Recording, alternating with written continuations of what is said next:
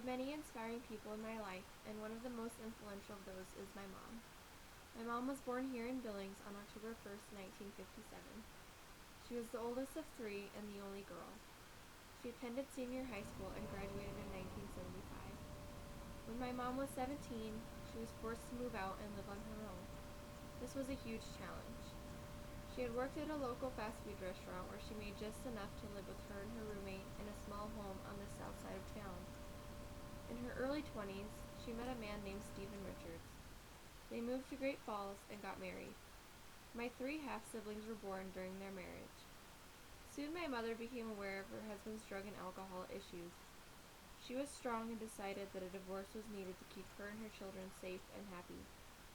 She moved back to Billings and moved back in with her mom. I can only imagine how tough it was for her to make that kind of decision so early in her and her kids' lives. Being a single mother is a difficult job for any mom, but she did it. She later met my father and moved in with him, bringing along her three children. My dad helped raise my half-siblings and was a great help for my mom. 5 years later, I was born. My half-siblings gladly welcomed me into their lives, and soon we were a big, happy family. This, however, was short-lived. When I was 2, my parents decided to separate.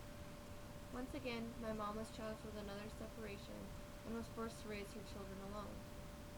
A split custody agreement was made for me, and I was constantly bouncing back and forth between my mom's and my dad's house, which was difficult on all of us. My mom continued to work and had excelled at her job as a patient financial representative at Billings Clinic. She soon was able to purchase her own house, and a short 6 years later, her mother became ill. She was diagnosed with lung cancer, and my grandma fought for only 2 short years with my mother by her side. After she passed, my mom was devastated, as well as the rest of our small family. My mom stayed strong and helped all of us through the hard times we had faced. Due to her sadness and depression, my mom had missed her scheduled mammograms. In 2004, she returned to get a mammogram and cancer was found. She was diagnosed with stage 1 breast cancer, and she still believes to this day that her mother helped guide her to miss her scheduled mammogram because the mammogram would not have detected the cancer if she had gone in on time.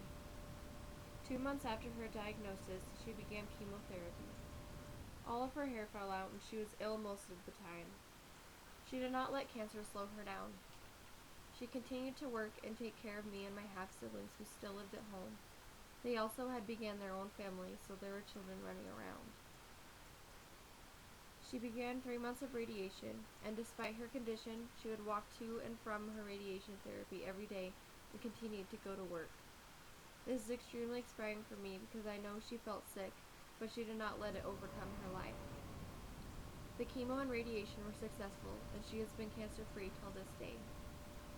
My mom and I are very close, and I know I can come to her for everything. I live with my dad, but I still enjoy having lunch with her often or going out to her house to visit.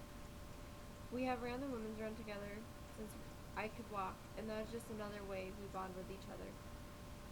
In conclusion, my mom has had many challenges thrown at her throughout her life, and she continues to overcome all of them. She is not only an inspiration to me, but also a role model. I am very proud to say that she is not only my mom, but one of my best friends as well.